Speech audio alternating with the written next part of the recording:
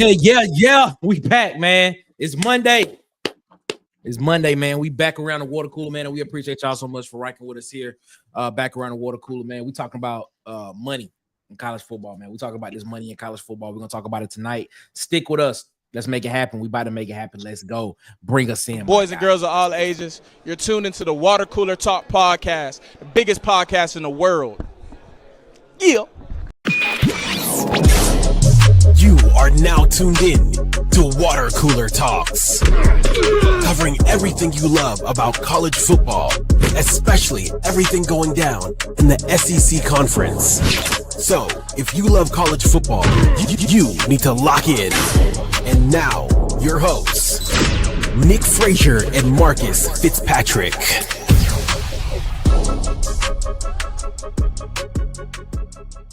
Woohoo! Yes, sir, man. We appreciate y'all so much for rocking with us here around the water cooler, man. We thank y'all so much for rocking with us, man. I'm one half of the Water Cooler Talk. My name is Nick Frazier. And the other person, you can't see him, but you can hear him. Oh, whoa. You can see him. An appearance for this. I gotta make an appearance for this. You can see him, ladies and gentlemen.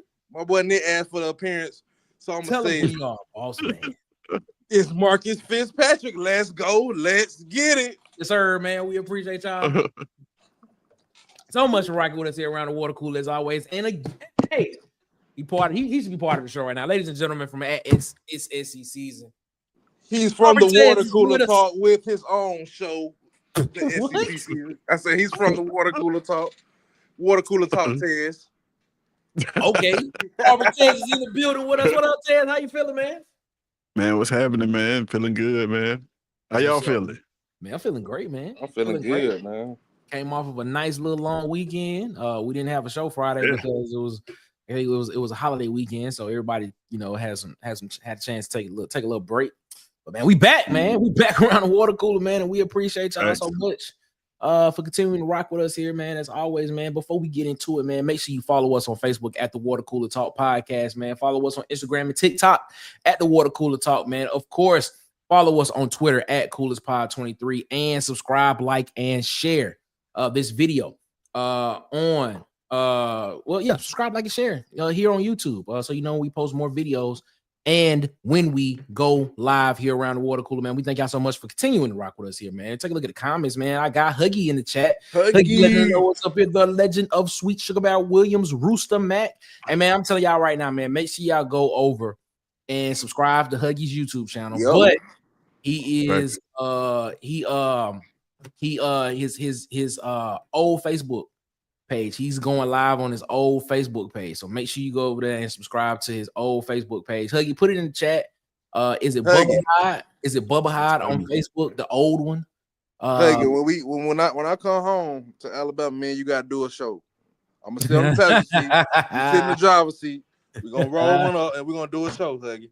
Tell y'all, man. Hey, y'all make sure y'all go over there and follow our guy Huggy as well. And before we get into it, man, make sure you follow all the other guys on YouTube, man. Y'all already know. Go follow at It's SEC Season. I got Tez rocking with us, man. Tight Sports, Alabama Football Megacast. He'll be on with us later in a few minutes. Right now, he's doing his show, but he'll be on with us in a few minutes. DC Wolf over from Auburn Addicts, man. Make sure you go follow him as well. He rocking with us as well, too, man. The Up Tempo podcast with Dustin, man. Make sure you go check him out over there as well, man. The Sharpshooter Sports Talk. Shout out to our guy B Sharp hitting 1,000 subscribers on YouTube, man. Yes, shout out to B Sharp. All right. B Sharp hit 1,000 subscribers on YouTube, man. Shout out to him, man. Yes, sir. Right there with us as always, man. I got Vandy Chris over at the Golden Broom podcast as well, and of course, Bubba and the Old Man Auburn Sports Talk here on YouTube. Go follow him and the Huggy Beard himself, man. Make sure y'all go follow and subscribe to the Huggy Beard himself, man. We were trying to make sure everybody win. Over here, man. It is what it is. Yep, Bubba Hyde is the old one. So make sure y'all, if y'all find Bubba Hyde on Facebook, that is the Huggy himself. And he said Huggy Beard is the new one. So go follow both of them. He said we could definitely link up, Marcus. That's a bet. That's what he's saying. Hey man, I had the thought when I was watching your show the other day while you just sitting in the car talking. I was like, man, it'd be fun to just sit in there and have a conversation with Huggy. The Huggy Beard himself, man. That's what I'm talking about. All right, man. Let's get into it, man. So, what Okay, so there's been a lot of stuff going on about Auburn and this recruiting situation, and there's been narratives that have been going around about, we're trying to do it the right way. This is new to us, and other teams are out or are giving, or other teams are giving bigger offers. There's a lot of fake cash being thrown around. So it is. Before we get into that, man, shout out to my favorite Auburn fan, Connie. What up, Connie? Shout out to my favorite Auburn fan in the chat as well. But there's all these narratives going around about that, man. So yesterday, me and DC do our show on Sundays. Auburn News Today, and we had a nice 2-hour show about this conversation, and I kind of want to pick this up because I want to get y'all thoughts on this as well and see what y'all thinking, man. As you can tell from the title, it says, "Do NIL collectives help or hurt college sports?" And that's kind of just the base of where we are, the question that we want to ask. But we kind of want to get into this whole money situation in college football and who should really control, the money in college sports. I mean, you have the new House versus NCAA ruling that has come out. You have the new College Sports Commission that's come out. You have the NIL Governance Oversight Committee that's going to be underneath the College Sports Commission that's going to be out as well. And there seems to be a lot of confusion, especially on one Auburn's part, about what can and can't be done, and things and stuff like that. So I want us to dive into this topic tonight, because honestly, we don't know what's going on behind the scenes, but what's being portrayed to us, we can make an assumption and we can form an opinion based on what we've heard, seen, and are seeing so far, and what's being told us. So I'm gonna start with Tez on this one, man. Tez, your thoughts so far on this whole new system of NIL, and specifically how it's affecting Auburn, and is this going to turn around for Auburn? Is this just a bump in the road? Is this just a bump in the road for Auburn, or do we look incompetent as Auburn fans, and as an Auburn administration, and as Auburn, whatever it is? I'm just saying, like, do we look incompetent, or is it just a bump in the road? What's your thoughts, man? Man, I have been studying this like for the longest now, because it's baffling what's happening in our recruiting classes. None of the narratives make sense. I just want to let you know, let's say that from the get-go, none of the narratives make sense. What's good, Seahawk? Hugh Freeze playing too much golf. That doesn't make sense. He just had a top recruiting class, order class in January, 6 months ago. This Auburn running out of money doesn't make sense. We just paid for a top porter class 6 months ago. Like, none of the narratives make sense. So I will say this to your question. I think that what's happening at Auburn right now in terms of recruiting, win or lose, no matter how it goes in our favor or not, is probably the single most important story in the NIL era. What happens at Auburn will define the future of how NIL is ran, collected, and it like for the foreseeable future. And it's easy, if you're a fan, or if you're a fan of another team, or if you're a fan of Auburn, just to like blame the coach, blame this. And you hear John Cohen talk about it, and you hear his comments, and it's easy to get defensive about that. But man, the more and more I dive into what he's saying, what he means, and what their strategy is, I would say this: he's 100% right. Who? Oh, wait. Who 100% right? Who? John Cohen. About what? Please, hold up. Please explain this to me. John Cohen is 100% Let's get right. into this. Okay. Yeah, right. you need to break that down for me, Ted. All right. This is what I mean by that. He's 100% right, but he's missing out on one very, very instrumental part. Before you get into the instrumental part, what is he 100% right about? Yeah, I was just going to say, please break that down. No, let me get into that. Okay. But before I do that, I just wanted to let you know where I stand on it. Okay. The reason why I don't think it's going to work out in his favor is because in America, we grade on a curve. Okay. We do. Right. We grade on the curve. If you take a class and one person passed that class, right? Okay. And everybody else failed. It's 35 students. One person passed, 34 students failed. Okay. Instead of the teacher failing 34 students, they're likely going to grade that. They're likely going to start a curve with those other 34 students because it looks bad to on the professor for you to. True. Yeah, it looks bad. So we don't want that, right? And that's what John Cohen is going to have to realize is like, it's going to come to fruition is that they can't punish everybody. You are right. You are 100% right in your assessment. And here's why I say that. How I've heard it explained, just to kind of give you what I'm saying. Of course, we know that you got the NIL collective, the 20.5 rev share, right? That you have here. And just to verify, just to define what that is, that's revenue share. That is the money that we make as an athletic program, we're going to split it with you, right?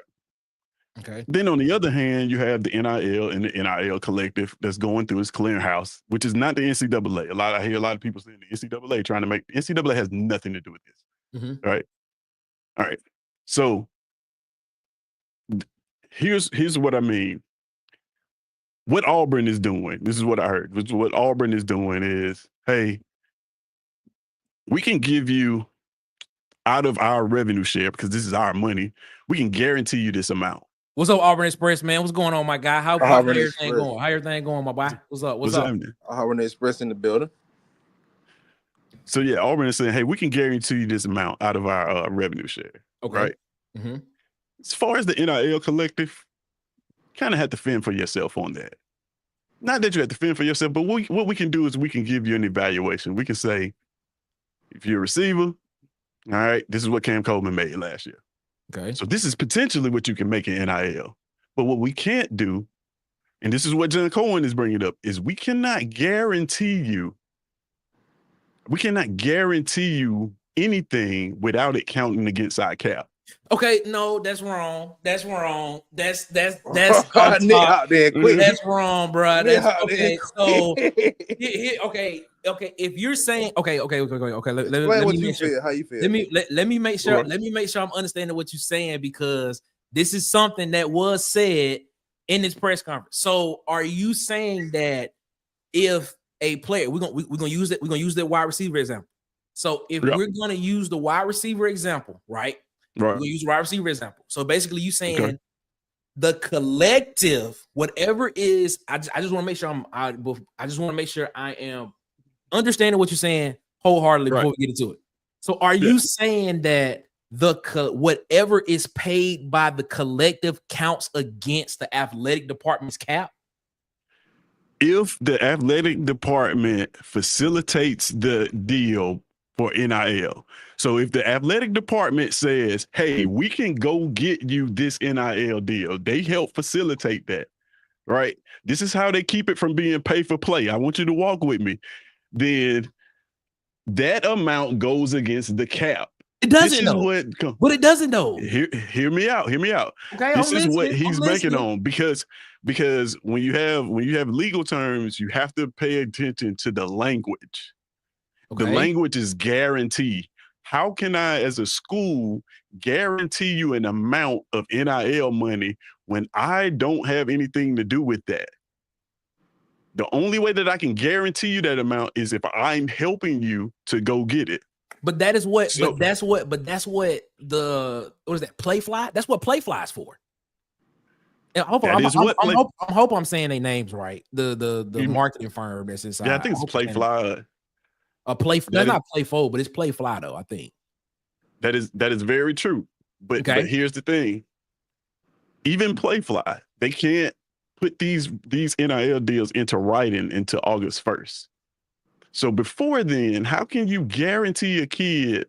Let's rewind this back. Let's go. Let's think about this. We got all the time tonight. Let's take our time. Think about this. Let's forget about Auburn. I would think about Ojo.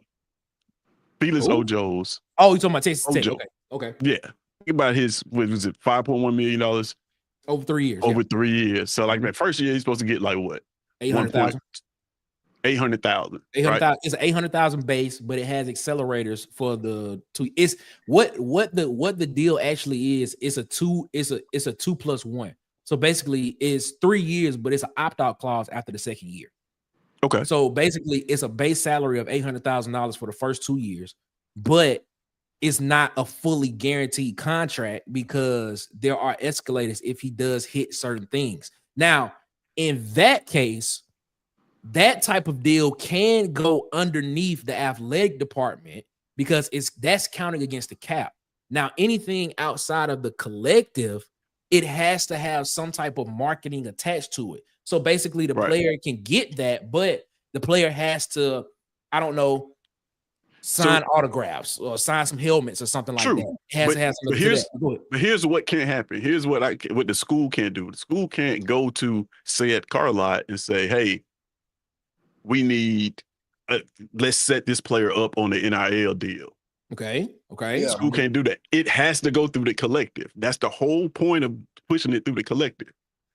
What John Cohen is saying is, it's something that you said. It's something that you said actually on y'all's you and DC's pod right yesterday. You made a comment that was very true. You said that a handshake is a binding agreement. Yeah, it's a binding agreement. Yes. Right. So if I guarantee you with the handshake agreement a certain amount of money, that what the rules say, supposedly, what was presented to by the SEC is that guarantee means that amount, that entire amount goes toward your cap. So but no, even though listen, hear me out. Even though the third party company has to pay it, because the school facilitated this NIL deal, it goes towards the cap. And if you think about this, think about what I'm saying, it makes perfect sense. How do you stop pay for play? You give the schools a salary cap, you give them revenue sharing that they can guarantee players, and then you tell them you cannot say anything. You cannot be involved in this NIL package with these kids. If you do, we're not going to punish you with scholarships and nothing like that. We're just going to take it off your cap. So what John Cohen is banking on is that come August 1st, and they start putting rubber to road and writing down what they can actually guarantee, that those amounts are going to be significantly lower than what they guaranteed that they told those kids. Okay, I see what you're saying. Go ahead, Mark. If you understand what I'm saying. No, I understand exactly what you're saying, but that is not what the ruling says in the ruling with House v. NCAA. That's not what it says. So that's the gray area. That's why I said it's significant at Auburn. How this is, from my understanding, they're supposed to be separate, right? They are separate. I was following the little court case that I was following the little court case that was going on with the Tennessee in Tennessee, and basically with them, they got to sign a honesty agreement for their NIL collective. Yeah, but Tennessee is considering opting out, right? But they might get kicked out of the conference for that. So Tez, what you're saying to a degree is correct, but that NIL has to be in-house. Basically. Yeah, that's what I thought. That's what it is. What you're saying, Tez, you are correct. You are correct. That NIL collective has to be underneath the athletic department. I'll give you a good example. Ohio State has 3 different collectives. Yeah. And so me and DC had this, we having this conversation about 501c3. So the foundation is one of Ohio State's collectives. right? It is outside the purview of the athletic department. That is considered a third party suitor. So they can the reason why they're considered a 501c3 is because a percentage of the money that they get in donation goes towards public charities and things, stuff like that. But they also can pay players as well, but a percentage of the money that goes towards public charities and stuff like that. There's another collective that Ohio State has that's actually ran by the athletic department. So that collective itself is governed underneath that particularly being against the cap. So that is true. But in the case of Auburn, On to Victory has nothing to do with Auburn athletics. Nothing at all. So what John Cohen is saying as it pertains to Auburn is incorrect. No. He's not. So I guess the point that we're missing is he's saying that the language that they're using, you got to remember, John Cohen is a lawyer, right? He has a legal background. He's saying that the language that they're using. His dad's a lawyer. His dad's a lawyer. Your dad's a lawyer. It's like your dad's a mechanic. You probably can change the water pump. But all right, okay. But I'm saying, what he's saying is the language that they're using. By using languages like guarantee, by telling kids, I can guarantee you this certain amount. And if you're taking into effect, if your guarantee comes, if the amount that you're guaranteeing, let's say you're guaranteeing a kid $4 million just for good math. Okay. And you're saying $2 million of this we're going to bring out of the collective. And then you got the other $2 million that you can get from NIL, right? But we're guaranteeing that by you using that language, that is what makes it count towards the cap. And this is how they plan to police schools from just going out and saying, hey, creating dummy companies and all these things to get around the NIL collective. I can see that being a solution. So what they're saying like you can't entice kids by guaranteeing them money that's not yours. Yeah. In other words, if that makes sense, you can't guarantee them money from the car lot down the street. But you can guarantee them this revenue sharing part. But once you guarantee them an amount, that amount has to come from your cap. No, I understand what you're saying. But that's what Auburn's been doing already. Like the deals that we've been seeing from 23, 24, since NIL been in place has been coming through On to Victory anyway. So that hasn't been a athletic thing, because if that was, that is a violation of the rules that's already in place. So what I'm saying is, if On to Victory was inside the athletic department, or let's make up something. Let's just call it, I don't know, Ever to Yield. I don't know. Let's call it Ever to Yield Collective. But that's ran by the athletic department.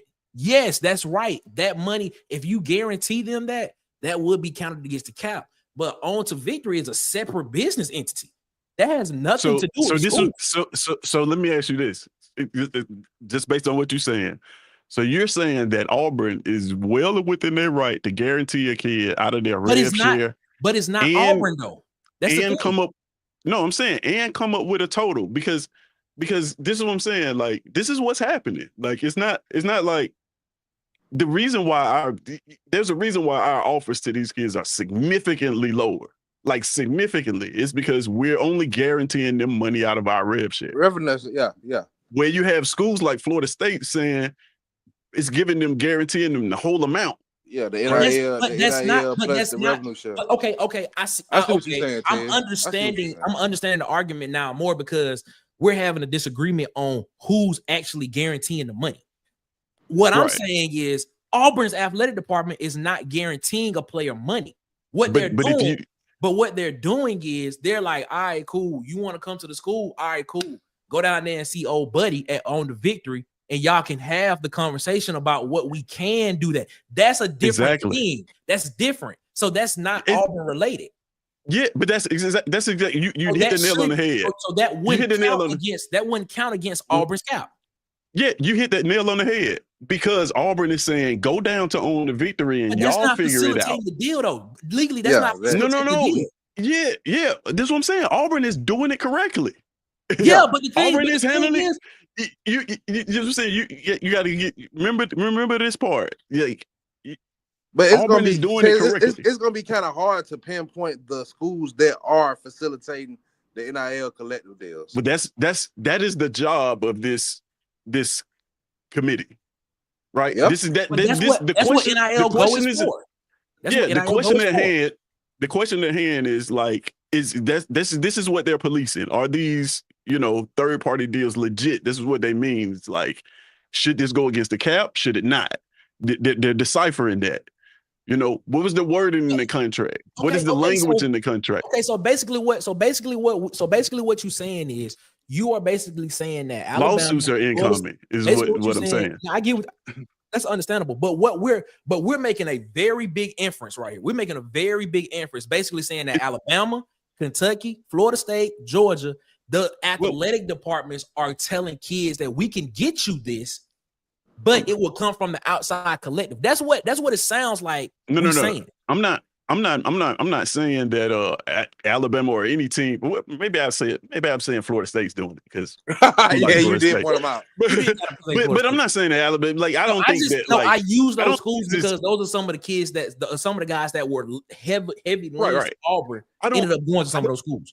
I don't think it's like, I think it's one of those things where you got a contract that's heavily worded and it's just oversight. I don't think teams are intentionally saying like, we just gonna break the rules and all of us gonna do it. I think it's just like oversight. And I think it's some teams that's probably going about it the same way that we are going about it. You know what I mean? It's just it's a new rollout. So you don't know, like you said, really the gray areas. You got to think, we taking what, 16 to 18 kids, something like that. Yeah. So if we take 16, we got 6 signed. No, less than 6. But you got to think about it. We walked away from what? Jermichael Garrett, right? That was our doing. We had shout out to B Sharp. What up, Sharp? What's going on, man? What's up, B Sharp? Congratulations. Hit 1,000. Shout out to B Sharp. Hit 1,000 subscribers on YouTube. Shout out to B Sharp. Still ain't gonna help you in our lead though. It's definitely not. we had two 4-star flips, right? So like, we have a recipe for this class to be this low by following this strategy or whatever. But so it's not all just like that one thing, but man, it's a large portion of it. I'm telling you, I can fully guarantee you that I don't know if it's going to happen August 1st, because I don't think it's just going August 1st. Everybody's going, things are going to change. But like, I can guarantee you that before this season starts or when the season, we're going to hear about a lot of teams that made offers that they could not pay for. I disagree with that. Like I'm telling you. My thing is, I'm not sitting here saying that you will see kids, that you will see a lot of teams. What I'm saying is, and ladies and gentlemen, welcome around the water cooler, the man from Alabama Sports, Alabama Football. I was just talking to my boys, man. These are Bama boys. We got. Oh man, cut it out.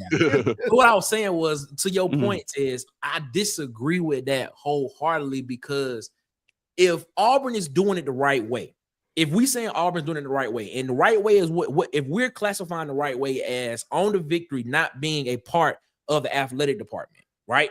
If we're saying that Auburn's not facilitating the deal, the kid comes, visits the school, he likes the school, and then somebody is like, all right, cool, go down the street, talk to whole buddy, and see what y'all can work out.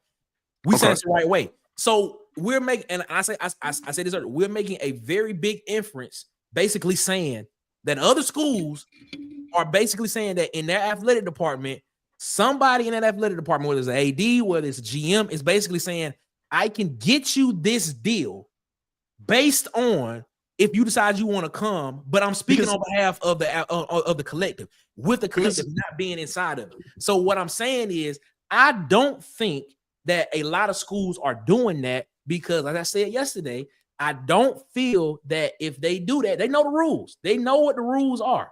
I just feel like, I just feel like a lot of stuff. I just feel like Auburn's being too conservative I agree with that. I agree with that. Auburn being too conservative. I agree with that. I agree with that 100%. I don't think this whole notion of there's a lot of fake cash being thrown around and a lot of bad deals that's going on. I don't agree with that notion. I'm not saying that. But I will say this though, Nick, I'm not saying it's in all of them. Here's what I think collectives of the schools that we're talking about, they have very aggressive NIL collectives, even though they're not under their athletic brands. Those, especially like Ohio State, I got a friend up here getting recruited by Ohio State. Those NIL collectives contact them directly doing their recruitment. That's exactly what I'm saying. So it's not the athletic departments out here making the deals on behalf of collectives. That's what I'm saying. That's my whole point. So this whole and my whole narrative is based around the fact, because the narrative that I am framing around the argument that's being heard is that Auburn is the only one doing it right, and all the other schools are doing it wrong because Auburn is just doing it right. Auburn is the most noticeable school that I guess is doing it right, and nobody knows what's doing it right is because this is new, so we don't know what it is. That's true. But what I'm saying is, you have somebody whose interpretation of this rule is telling them that, hey, we cannot do that. The only thing we can offer you is what we can guarantee you out of our NIL collective. I cannot come up here and offer you $7 million or $5 million. If I do that, if I guarantee you this money, it comes off of my cap, even though somebody else is paying it. Though somebody's paying it. But so like that little language thing right there is what I think the disconnect is. It's like, you see what I'm saying? It's like I agree with that. I agree with that. I agree with that. He's saying like they're gonna get these deals, and then eventually the schools are gonna realize like, oh, this comes off my cap. Even though we got the money, just not to bring them under your athletic program. Though. The way to avoid that is only guarantee your rev share until August 1st when you can put the pen to paper. That's the way to avoid it. But by making that statement, what you are inferring is the fact that somebody in the athletic department is making deals on behalf of a collective that's not even inside the athletic department.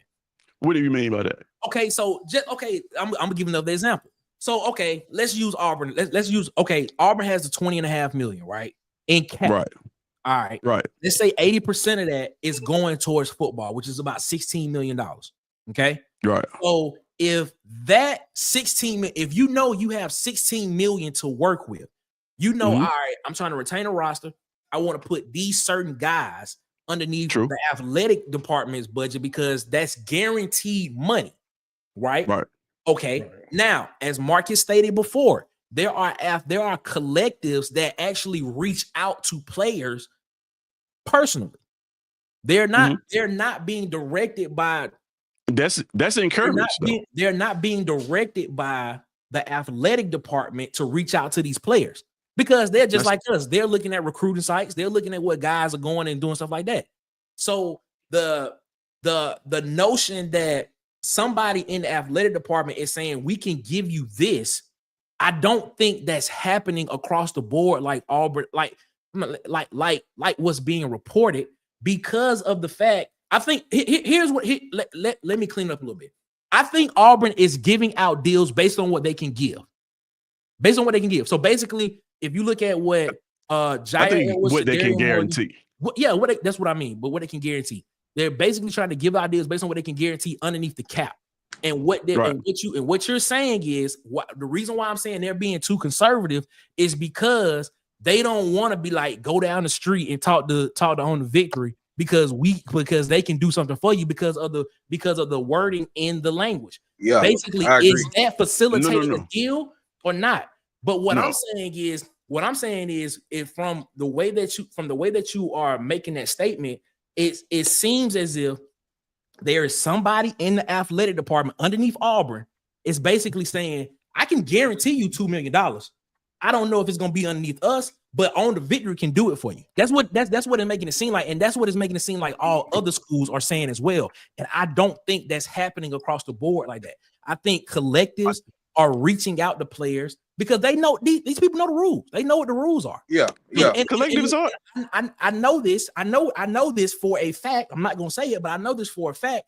But they know what the rules are, and I feel as if I don't think that's what's happening. I'm just gonna be honest with you. I don't think that somebody's in another department saying go to Own the Victory and make a deal happen down there. We tell them we guarantee you $2 million to come play. But they don't even have to do that, Nick. See, that's what I'm saying. Like I think you're giving these people too much credit in recruiting for like the nuances of it. They just telling kids, they just telling kids, hey, you come here, we can guarantee you $5 million. They don't care where, like, they're not telling them, oh, this is gonna come from this and this is gonna come from that. Once you make that statement, all of that money, this is what Cohen is arguing. Once you make that statement, once you tell a kid, we guarantee you $3 million. All of that $3 million has to come off of your cap because you guaranteed it to them. So no matter who played, no matter who's paying it, but that's his interpretation of the rule. But that's wrong. That's what I'm saying. That's wrong. Okay, that may be wrong, but I want you. This here's the only reason why I'm on his side. Okay, all right. If he is right, it would solve everything that we talk about when it comes to college sports, and most of everything we talk about when it comes to college sports and pay for play, so to speak. Yeah, no, I say because now what you're saying is a solution, because now you can only guarantee what's in your rev share, and if you are so bold to pay a kid to play and use somebody else's money to do that, and we catch you, that comes out of your cap.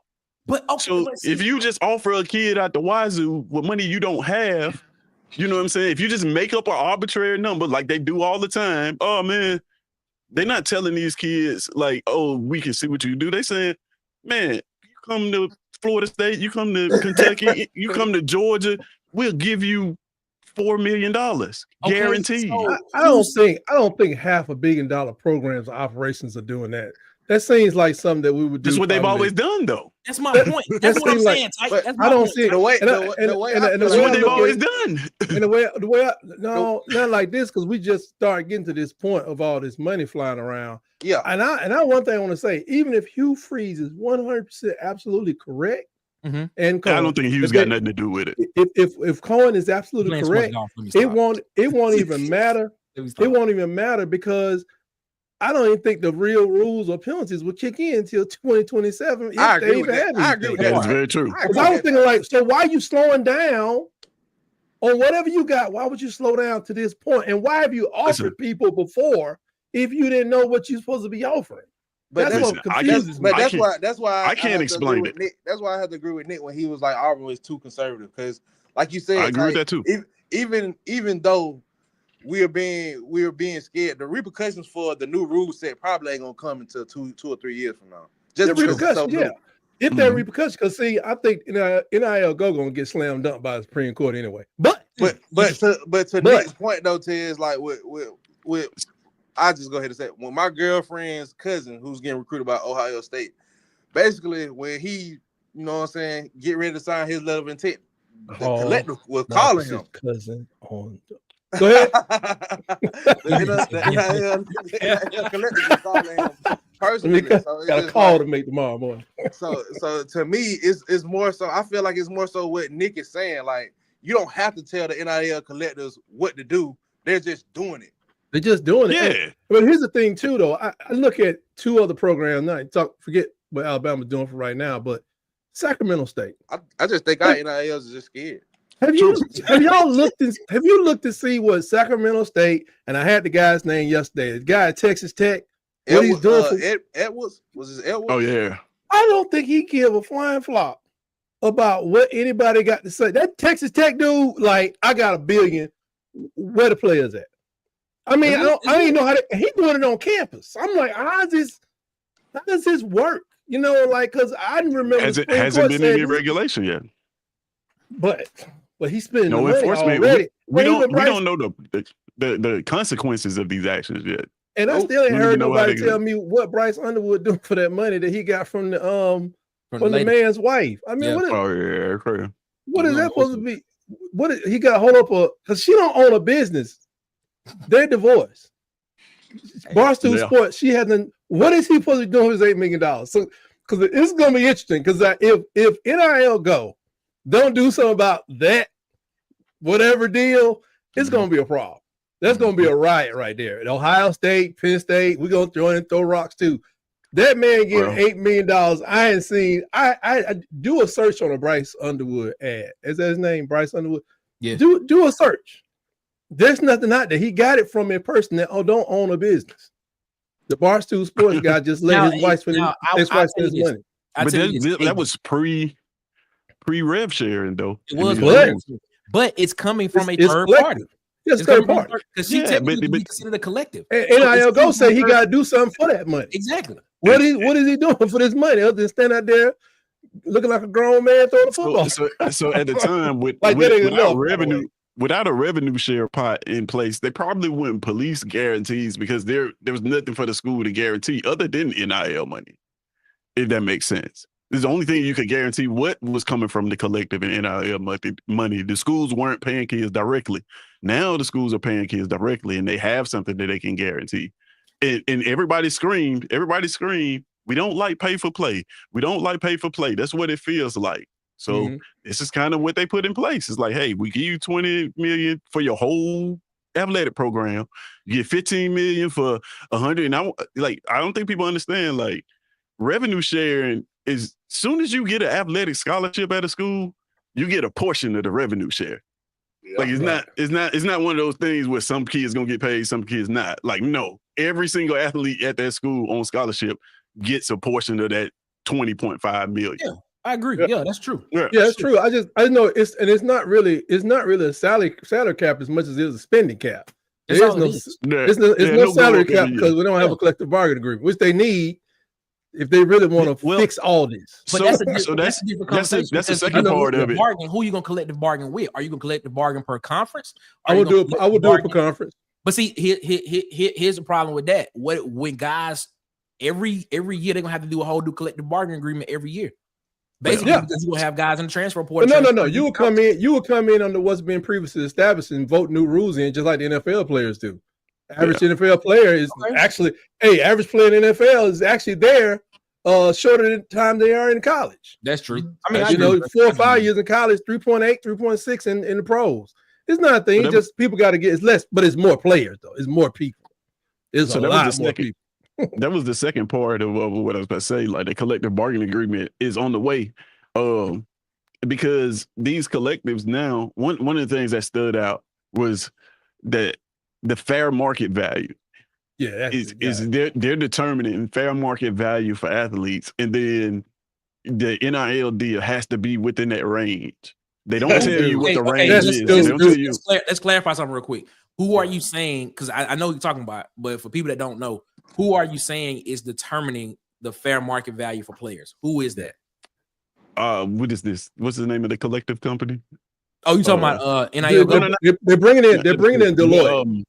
The Lottie, you talking about Lottie, right? Baseball guys. Deloitte. Yeah. This is accounting for Deloitte. It used to be Deloitte and Touche. It's an accounting firm. Yeah. And they're using the algorithm under the baseball guy to determine who gets what. But let's go to a case of homeboy. That's Joe a lawsuit Phillips. Waiting to happen. It is. I was just thinking that. Let's go to Joe Phillips for a second. Is that his name? Joseph Phillips? Let's use Joe. Mm-hmm. Somebody in Tuskegee is a big Auburn fan. Yeah.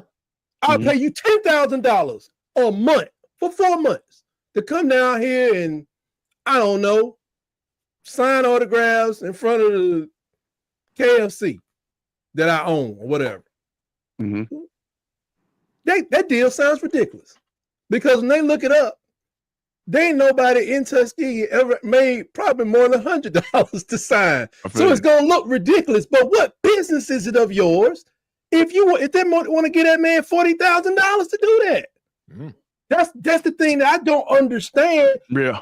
What they don't understand from the Supreme Court. They said leave these folks money alone. Yeah. Yeah, it's name, image, and likeness. And that drives me crazy.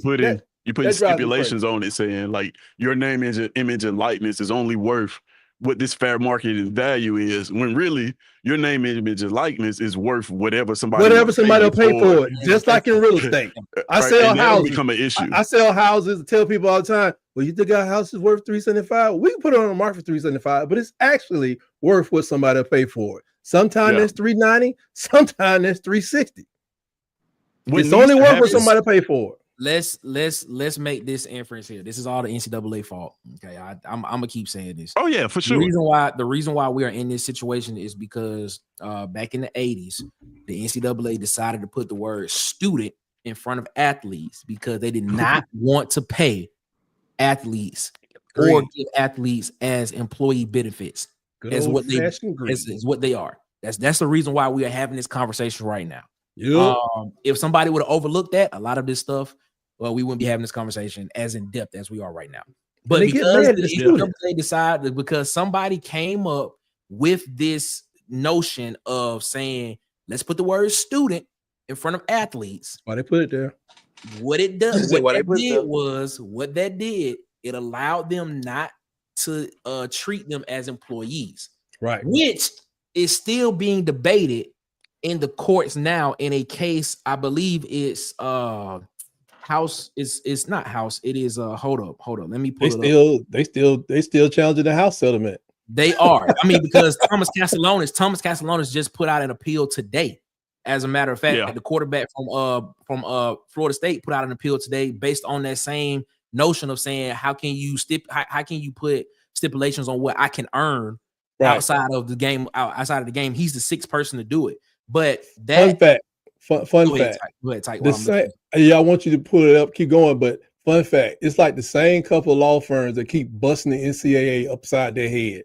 Yep. They just wait for them. They just sitting there. They go to find students and say, "Hey, you want to go to the Supreme Court?" And it's like, and they just take them and bust them upside their head. They won't learn their lesson. Like who is actually over NIL Go? Because everybody said it has nothing to do with the NCAA. Sure sounds like the NCAA to me, transcribed into different letters, but who's over that thing? The conferences put this together? Yes. NIL Go is the conferences. Okay. And they're gonna get hit upside the head too. NIL Go is the conferences, but what they did. So basically, okay, let's put it in terms like this. I'm gonna give you the best terms that I can think that's the most easiest way possible. All right. So let's liken it to football. Okay. House is the players in the NFL. House is your NFLPA. That's your players. That's DeMaurice Smith, who was the president lawyer of the NCAA. I mean, of the NFL. PA, yeah. NFLPA. The owners is the NCAA, which is SEC, Big 10, ACC, Big 12, and the Pac-12 is still in there as well too. Right, schools. This dude the dude that is supposed to be the commissioner of the College Sports Commission that's over this site, the baseball guy. He's supposed to liken him to like Roger Goodell. Okay, commission kind of deal, yeah. He's supposed to be like the Roger Goodell type figure in this whole situation. So he's open to be personally sued as well. He should know that. That's how this is kind of played out. If you want to liken it to something that you can kind of know. NCAA is all of the owners, but NCAA is all of the leagues. He is Goodell in the situation, and House is all of the athletes in this. That would never work. You know why? No, it won't. It's the same thing. Because Greg Sankey has more power than him. Right. Yeah. Well, you know what? Greg Sankey has more say-so than him. But you have to be very careful trying to circumvent Supreme Court decisions. You have to be very careful. But see, they cross the interstate lines automatically by applying it to all these different schools. So all I'm saying is this, ladies and gentlemen, if you want to research case law, and I said this yesterday on the show, go research Murphy v. NCAA. Yeah. Go research that case. Yeah. Go research the case, Murphy v. NCAA. And I'm just gonna give you a brief of the case. Basically, New Jersey. It started under Chris Christie, who was the governor of New Jersey. Krispy Kremes. Yeah, him. It started with him. They wanted to revitalize the Atlantic City boardwalk area. They wanted to bring sports, gambling, and gaming back to that area. And there was a law in place that was passed by the federal government that basically prohibited gambling on sports, basically, like college sports and stuff like that. So they went to the Supreme Court, challenged it, lost. What happened was New Jersey's state assembly went back to some of the laws that they had already passed and repealed parts of the law that basically said that you could not have gaming in the state. Went back to the federal government, NCAA. It was actually the NCAA, MLB, NBA, NFL, and the NHL were all parts of that case. Came back, NCAA, they found out, all of them found out, said, no, you can't do that because this rule is here. By that time, Murphy became governor of New Jersey. They went back to the Supreme Court, and the Supreme Court said, sorry, NCAA, their 10th Amendment tells them that they can't do it. You can't supersede a rule or law set by state that has been passed for that particular state. And so Tennessee and Kentucky is already ahead of the NIL goal. Exactly. Well, so yeah, especially Tennessee. That's what happens. So if you get a chance, just go read that case law. And if that happens, you're gonna see a lot of that going on in college sports moving forward. But go ahead. I'm sorry. I just had to get that in. No, you're right. Oh, no, you're good. But I think you're gonna see. I mean, I don't know when Alabama, Georgia, and them gonna follow suit or, and do the same rules. But I just think that it seems like the NCAA, some kind of way, they're always trying to circumvent what is. And what is you can't restrict somebody's pay on a free market unless you're under some kind of agreement that allows you to do so. They need a collective bargaining. It may take 10 years to get there, but they need this.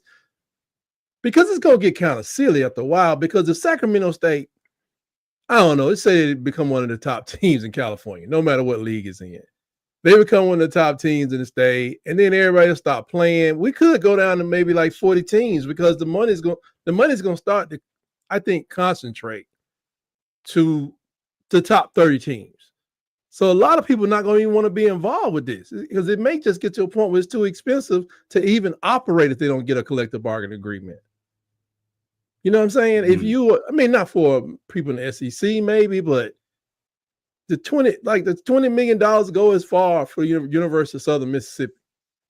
Does it do a lot for Wake Forest? If Clemson, for instance, is still got a collective and deals coming in just for football for $100 million in a couple of years, and Wake Forest has nothing but the $20 million or whatever the cut is. They got the money from the networks to spend $35 million, but Clemson still has $150 million coming in from Coca-Cola, whoever else. It's gonna get kind of stupid. Yep. But I still at that time, I guess you wouldn't be able to change it. That's why it's probably meant for the NFL, because even if you had a CBA, it wouldn't touch the money I can make from NIL.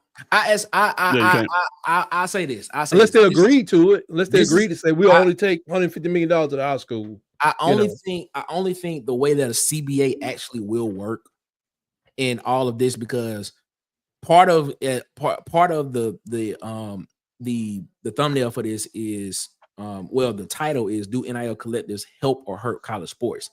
And this is the part where I feel like collectives hurt the sport, because even if you were to collective bargain, they are still outside entities that for some reason the powers that be in college sport still want to restrict what players can make off of their own name, image, and likeness, even though the whole thing is name, image, likeness. Here's here's my solution.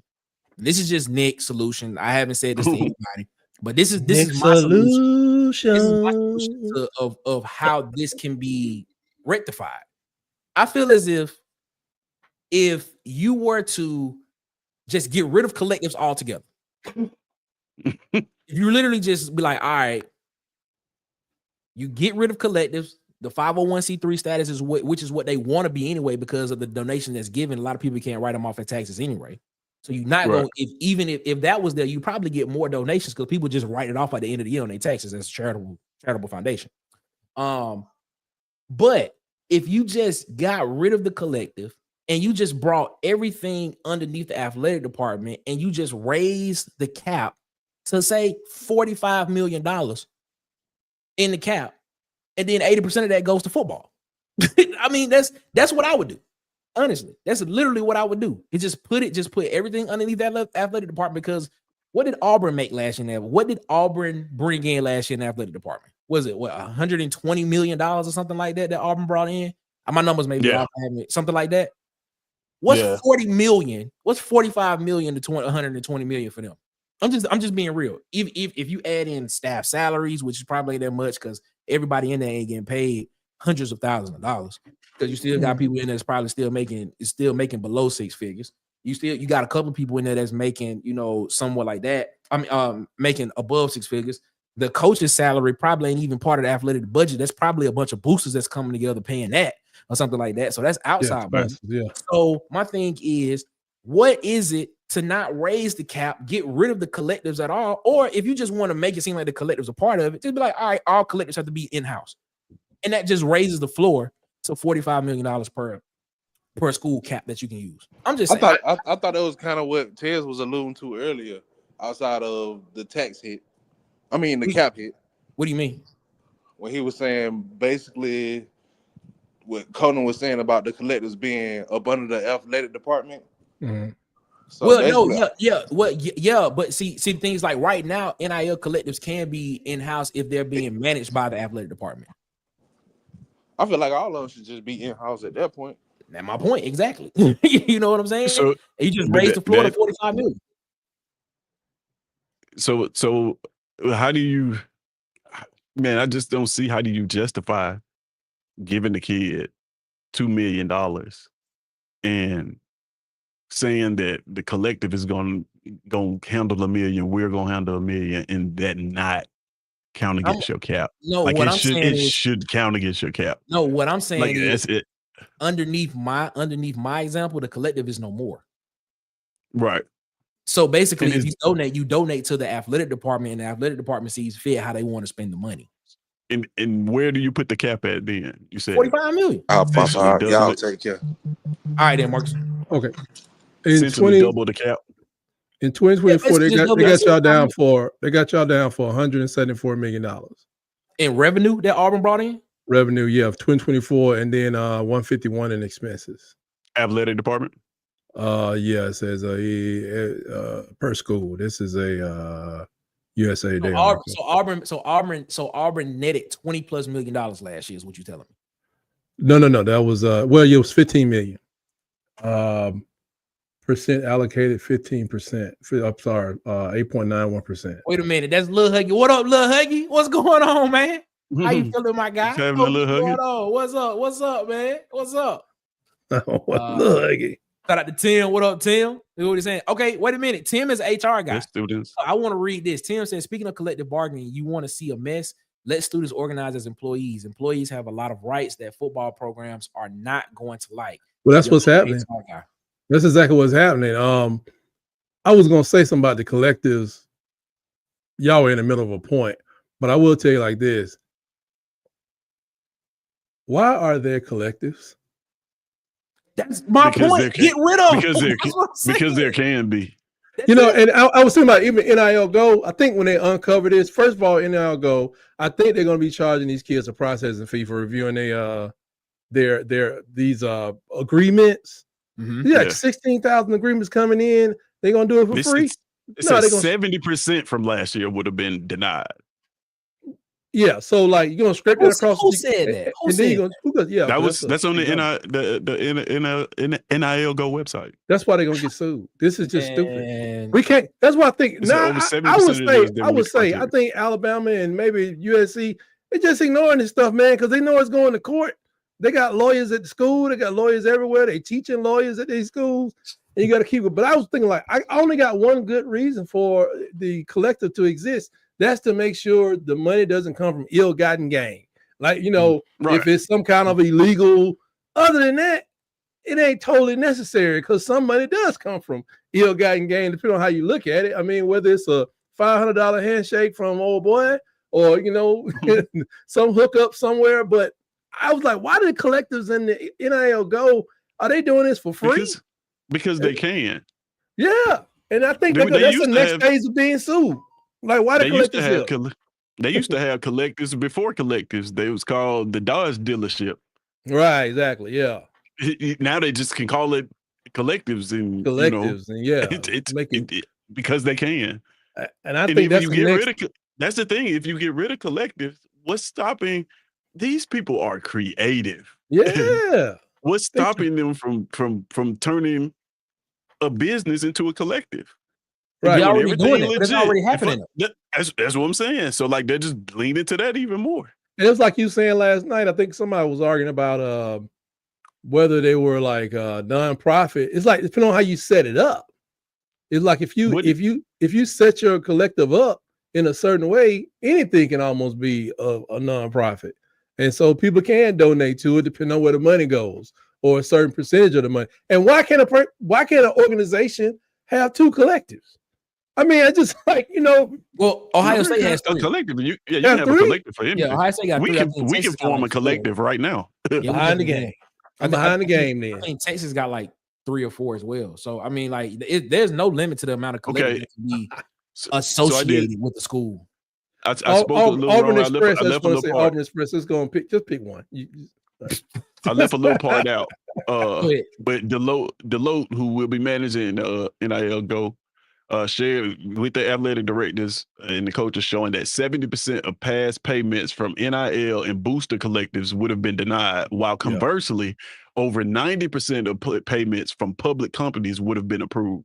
So, that's they're trying to weed out that collective thing and say you can, we don't want to cap your NIL. You can do a deal with whoever you want, just not an organization set up to fund athletes for the school. You see what I'm saying, man? This is I don't make the rules. I'm just these kids have to file. It's not you, but these kids have to file taxes.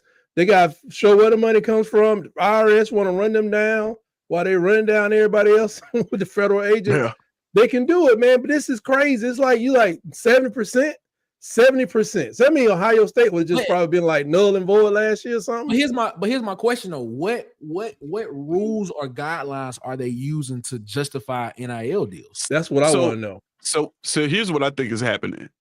I think they've determined that we complain about them, right? The collectives. Everybody, the title of the video is collectives helping to hurt in college sports. We've been having this conversation for a long time, and everybody kind of agrees that the collectives are kind of the problem. Yeah, right? I agree. Yeah, this is their effort. This is their effort to nerf that. They're saying, hey, you have to be a legitimate business now to get in bed with these kids. But most of the boosters got businesses too. That's my point. That's what I'm saying. That's the workaround. That's the loophole. With everything, there's going to be a workaround. That's why that's why I think it's crazy that we think it's going to be like this perfect solution. No matter what you come up with, there's people making millions of dollars to figure out how to get around it. Because I can make the argument that Own the Victory is a business. I can make the argument. They sell t-shirts, right? They sell stuff. That's they sell t-shirts, right? Yeah. That's what I'm saying. So you know what though? Okay. So I want to say this too, because this is another point that I don't think is brought up enough. Like the kids in this situation, man, a lot of these are bad deals for the kids just in general, right? Like we think about these kids getting paid. Explain that. Because when you give away your name, image, and likeness for a small portion of money, there's no cap on how much that company can use that, right?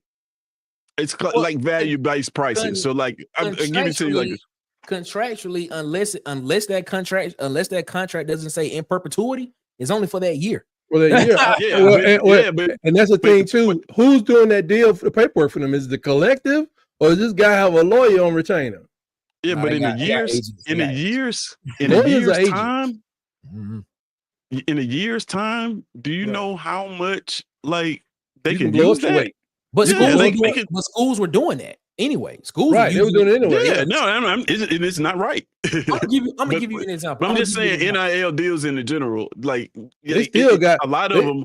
They still got advantageous to the kids because, like like if a company decides like they want to use your name, image, and likeness, one of the things I thought about was, I ain't gonna call his name, but another player from Auburn who got hurt last year. Yeah. And Auburn used his face while he was hurt. Even though he wasn't playing, they used his face on every publication, anything they wanted to hype up, they used him because he was popular. Right. But was he under that contract though? Like, I mean, I don't know. I don't know. I don't know. So if I can tell you that part. So if he was under a contract with Auburn for that year, and he was like, all right, I'm using my name. I don't want to say give away because that just doesn't sound right to me. But if you are I can't. If you are loaning your name, image, and likeness, it's a 360 deal, Nick. It's basically what it is, but it's only for a year. It's only for a year time. You know what I'm saying? It's not like they can use. Well, potentially, could they use it afterwards? Yeah, because maybe, who knows? But you're a record setter. You gotta think about profit though, man. Like if somebody's willing to give you $800,000, a company is willing to give you $800,000. Trust me, they're gonna make triple off of that. But that's typical way I go. It's like, you know, nobody's just. So I'm saying, it's like a lot of times it's bad deals for like these kids. They don't know it because they're getting the money, but then at the same time, it's like I give you an example. I used to do logos for a living at one time. Well, not for a living, but like I used to do logos. I stopped though. But one of the biggest jumps in payment was when I went to what's called value-based pricing instead of charging by the project. Yeah. I asked how many based on the perceived value of what you did. Yeah. Yeah. What are you gonna put this on? Right. What is your production budget? But that's the same thing Nike does. So when I go Nike has value-based pricing and they have dynamic pricing. Dynamic pricing basically says that they also go by what the market is telling them as well too. So if the market is basically saying it's dropping, they got to drop it to sell stuff. But I'm talking about like everybody does value-based services. But that's you though. That's what you think it is. Value-based pricing. But think about this: as an athlete. I'm talking about logos, and I'm asking the people that I'm dealing with. One of the first questions is, "What's your print budget?" You tell me your print budget, then I know like about how much you spend on print, and what you putting this stuff on. What are you gonna put it on? How many times is this logo gonna appear? That's gonna tell me, okay, I might need to charge this. Or if it's like, what's good, Brad? What's up, Brad? What's going on, Brad? If it's a small company, then they're gonna put it on much value-based pricing. I'm gonna bring it down a little bit. That's dynamic pricing, Taz. That's dynamic. You basing it on what they can do. Value based basically says this is what my value is to you. You gonna pay this or not? I mean, that's the dynamic part. Basically, what if I'm wrong? Tell me I'm wrong. But no, you could be right. If the dynamic pricing part of it is like you asking them what their budget is, and then you basically be like, all right, based on what your budget is, this is what I'll do it for. Value based it's the same across the board for whoever decided to come to you and say it. Okay. I give you an example. I don't know. No. Jordan come to you saying, all right, what's your budget? Your budget $80. Okay, I'll give it to you for 75. It's gonna be 119 across the board. No. So I don't know what it's called. I may be misspeaking there. So like you're right. So whatever the pricing is, where I tell a person, I ask a person, what are you putting this on? They tell me 1,000 pieces, and I give them a price for that, right? Whatever that pricing is what's happening like a lot to these kids. They don't get to say so of saying like, how much you gonna put this on? They don't get to say like, okay, you gave me $700,000. Now, what you gonna put this on in this year's time? And next thing you know it, they've made millions. They made millions off of this kid's face, and they got $700,000-$800,000 and an injury to go with it. Right. It's just not fair. Like from a business standpoint, it's like, you know. But like I mean, but if you make that argument, you basically saying it's the same thing in the NFL too. Right. To a degree, but then and they have a CBA to cover that kind of stuff too. That part, I was see the thing I was thinking about, huh? There's no cap on NIL in professional. That's why I don't think they're not gonna have one here either, because they're trying to put one in. Endorsements and it's like they're trying to put one in, but Connie had a question a while back. I'm gonna go back to it. Tez was talking. I'm gonna go back to it. But, yeah, I was about to ask you, just how can, if you a company type, right? You got your business. You got your business type. Right. And you getting ready to sponsor a kid or whatever, however it goes at NIL go, I don't know. Right. Right. And they give you a fair market valuation and that fair market valuation is $5 million, right? That I can give to this kid. That you can get to this kid, right? Mm-hmm. And you can use his face for a year, his name, image, and likeness for a year, however you want, right? Now, let me ask you this.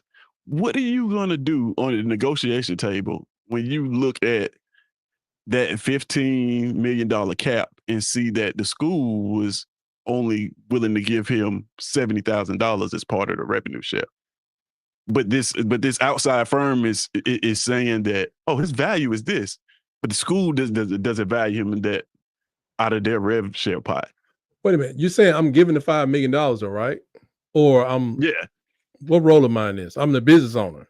You're the business owner, and I'm gonna give them $5 million for them to get a player. I want $70,000. And the school is paying them $70,000. You're gonna go back to the negotiating table and say he's not worth that.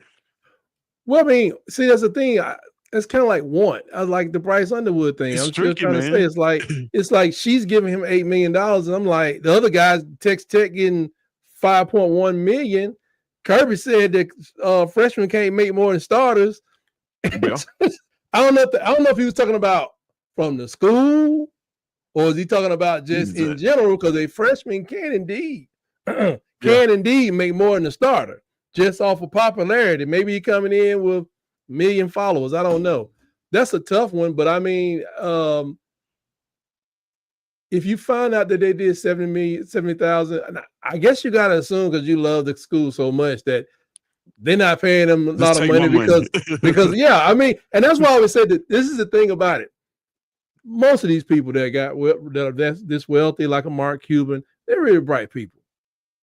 So after a while, like Charles Barkley said, if you think I'm just give you $4 million just because you, it's not gonna happen. But it's a lot of people that got money. They got people got billions to throw around. You know what I mean? And but they just don't do stuff foolishly. That's why I know they're the ones paying these law firms, first of all, to take up these cases. Because first of all, it costs $250,000 to file in Supreme Court, and district courts are just as expensive. So you got to have money to even go to court. These rich people are the ones saying, what did NCAA say? And they call their law firms and they get the ball rolling.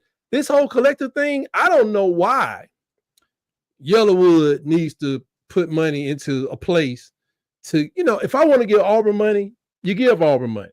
If I want to give Auburn's players money, I can give Auburn players money. It's America. As long as it's legal money. They can't they can't have a claim to say we got to have this way to filter through to make sure it meets some rules they made up that has nothing to do with normal capitalism. What's stopping a school from taking the EA Sports approach, but just a business from taking the EA Sports approach, but just at the school level? So, like, what's stopping Tim Cook from coming in and sponsoring every kid on our roster and giving them a stipend? Nothing. And saying, hey, we can use these kids now for this year. NIL go. Yeah. That's why we got to get them out of the way. They messing up the program.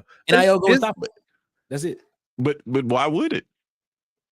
What issue would they have with that? You just told us 70% of the deals that would have been done would not have been approved. No. That's 90% of the payments from public companies would have been approved. Okay, all right. 70% of the collectives, the NIL deals and collectives got disapproved.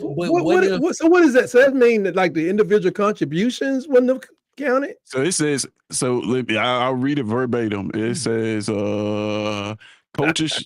It says showing that 70% of past payments from NIL/booster collectives would have been denied. So that's what they got, NIL/booster collectives. So I don't know what that means. That's weirdo action, man. I'm telling you, it seems like they want to keep certain people out of I don't know, because they want to get rid of the collectives.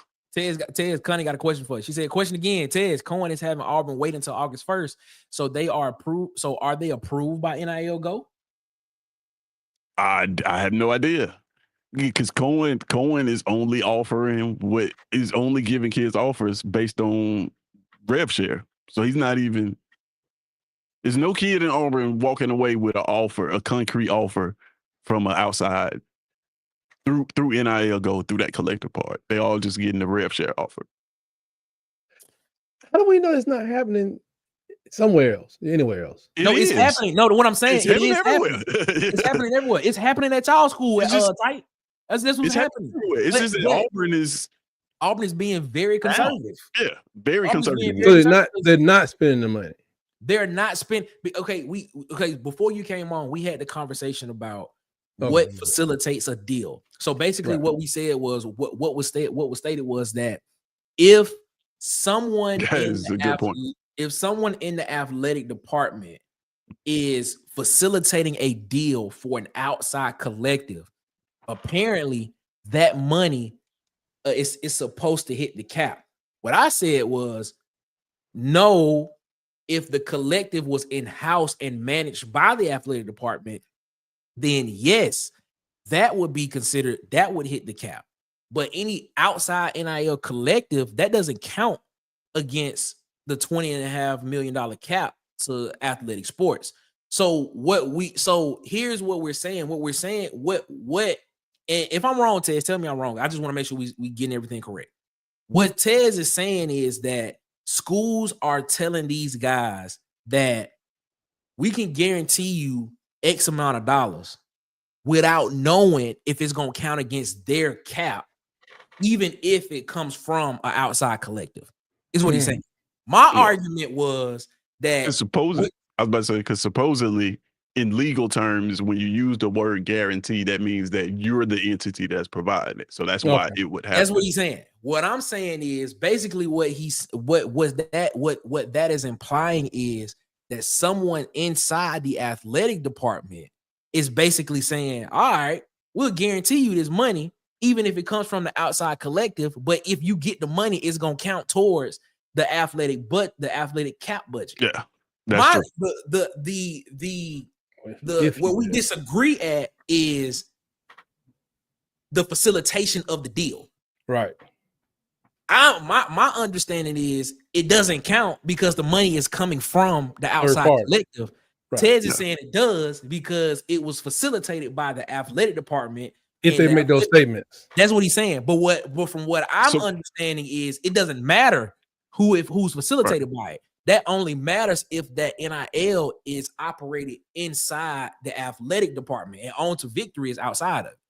And that makes sense because when I think about the board didn't have that many signees. Then in June, every weekend in June, these people are coming to town. Right after we got to the end of that, this person signed, this person signed, this person signed, this person signed. Now, I don't know who talked to who when. And just so you know, Huggy, I think it was Huggy, the bag man has never been retired. Anyway, so they ain't slowed down, they don't sped up. And the easiest way to hire money is to give it to somebody else with money. So you got 100,000, another little 15,000. They ain't going, you know. But I think that when they came to town, I was like, I don't know who facilitated it. Was it Courtney Morgan and DeBoer, or did they go out to? I don't know. They go out to what's my place name? The barbecue place, and then they just ran into some guys who they got on Frito-Lay shirts. I don't know. They start throwing money at them, but I think Connie's talking about the receiver, Devin Williams. Is what she's talking about. She's talking about that when he basically told what's the name that FSU just gave him a better offer. Is what he said. So the thing about that is we don't know if that offer, we don't know if that's FSU giving the offer or if that's a collective that is closely related to FSU giving that offer. But that's what I'm saying. Like, I don't think it matters. I think if FSU guarantees him an amount, they don't care where it comes from. It comes off your cap. Whatever you guarantee a kid, it's coming off your cap. That's what you can get it from however you want. Okay, well, what is that? Go ahead. Tell you something. What is that cap then? Because it needs to be public to everybody. That's my point. It can't be the 22 million. Because that's the point. That's the point. Because if the collective is being managed by the athletic department, that means that cap is a lot more than. Yeah. That means it's not a fair playing field. Should it matter though? Yeah, think about it. It matters. Why should it matter? It needs to be a public number because Rutgers can't get as much money as Alabama. Rutgers can't get. I tell you, not this year. But if All due Rutgers want to respect, Russ. offer players, want to guarantee players like they're Alabama, knowing they don't have the money to do it, then that's on them to break their program. We're not going to hold the training wheels off them. But they need to have a basis to work from the same number, though. I'll tell you why it matters. I'll tell you why it matters. Because let's say Auburn is right. Let's say Auburn is doing it right, which by all means, everybody's saying they are doing it right. Okay. Let's say they're doing it right. Auburn is basically saying Auburn does not have an in-house collective. Auburn doesn't have one. Texas has an in-house collective. Ohio State has an in-house collective. So basically, that in-house collective is separate from what the cap is for the athletic department. So if you're looking at it like this, the athletic department is managing two different budgets. So basically, they're managing the revenue part and they're managing a collective that the athletic department has.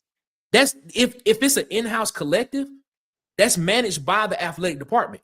So it's two different budgets. So you have the revenue sharing, the $20.5 million, right? Okay. That comes from your revenue. Now, let's say for instance, Brad, no, On the Victory is not an in-house collective. On the Victory is a third party entity. So if let's okay, I forgot where I was. Ohio State. In Ohio State, right. Okay. Ohio State, every school is guaranteed the $20.5 million revenue share. Right. Gotcha. Yeah, now, we got that. If that school, from my understanding, if there is an in-house collective that's guaranteed that school is operating, that's a separate budget that they're operating. From my understanding, but it's being managed by the school. Okay. So the school has somebody inside that's saying this is how much money we have that we can still pay athletes. So it's two separate budgets. That's the GM versus the. That's the GM part. Yeah. That's the GM part. So the GM is managing the in-house collective, but the $20.5 million revenue share is up underneath the athletic director. I got what you're saying. And the director of player personnel. Yeah. So if you have that $20.5 million, but then the in-house collective has another $20 million, $40.5 million that school is playing with, that makes more sense. While Auburn is saying they don't have enough money to pony up, and that's why that's potentially happening. But go ahead. Yeah, but even though you have the in-house collective, I mean, I agree with you. Even though you have the in-house collective, what I guess NIL go in this rev sharing rule or whatever is saying that you cannot. You from the school, you can only pay them out of this rev share. I'm sorry. I just gotta put this up. Brad said this should be a cap for every team. It is a cap for every team, Brad. He said that if we just let the rich get richer, you'll see the same 5 teams. That is true. And then Connie went up under him. Like it is now. You're not dumb, Brad. It's just ignorant lawyer BS rule. It is very true. Well, go ahead. Go ahead. So, like, if you do have the in-house collective, you do got an extra $20 million floating around. I think what they're saying is you're going to have to separate that. You're not going to be able to negotiate those deals like that using what you know about the in-house collective, or you're going to have to word this contract differently. Agree. That's what I'm saying. Because even though the in-house collective can offer you this money right now, it's not until August 1st that it can be written in a binding contract. Okay, but they still got the money though. So I mean, because this whole narrative of August 1st, we're gonna see something change. I disagree with that, because if the money is already there, a bunch of kids already like, all right, cool, the money's there, I'm getting paid. But here's the thing though, and this is what I said yesterday. I said, if that's the case, if August 1st comes, 2 weeks from August 1st, August 15th, around August 15th, you should start seeing a lot of guys that are committed to these other schools start saying, well, I'm about to open back up my commitment. You should see the whole top 10 fall apart. That's what I'm saying. You should just you won't see a top 10. So here's the thing: you won't see a top 10 fall apart because not all these kids are just committed to these schools for money. Well, no. I think it will, based on what Owen is saying, it will fall apart. Because I'm just saying, in the top 10, you got how many of them kids literally out of their mouth said that it's been my dream to pay for Alabama? I But mean, 5-star kids. Like Jari Edwards, for instance, he's from not Jari, Maryland.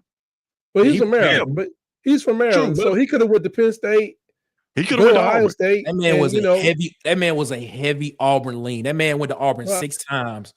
That man was a heavy Auburn lean. Right. I'm just being so real. if you look at a Jari Edwards, if you start naming the names, like you're not gonna get a whole top 10 to fall. I think you would have. Let me tell you something. If that man is correct, like I said, if Cohen, you told me don't say he frees. If Cohen is absolutely correct, yeah, I don't think Freeze has nothing to do with that. I think if Cohen is absolutely correct, I think you will see a lot of shifting. But I don't think the penalties are. None of this stuff ain't been codified yet. That's the thing. The part too. Let me ask you a question, though, Nick. Yep. Maybe y'all can answer this. Okay, Ohio State made $250 million. They did. $225 million was expenses. Expenses. Mm-hmm. So they got a little money hanging around the house. They got $20 million coming in from, I guess, revenue media. Share. Yeah. Revenue share from media, right? Yeah. Mm-hmm. They got $30 million. They want to put $5 million into football. Where they put that money? Over in the collective? Can the athletic department contribute to its own collective? What from my understanding of what this is crazy. From my understanding is this. From this is my understanding of what I'm saying. The revenue sharing part is from what the athletic department brings in. Okay, so that's that part. Is my we're sharing our revenue with you. We're sharing our revenue. Help us make this money, so we share you. We're sharing the revenue because the athletic department can also start its own collective, or because you got money inside. Exactly, or they can go get another collective. That's why you got 3 or 4 collectives. Exactly. Or you can go get another collective and bring in-house. NIL going on work. NIL going on work. I'm just telling you that now. I'm gonna read this part to you about the what they said about NIL collectives. It just says that I'm gonna skip all the way down.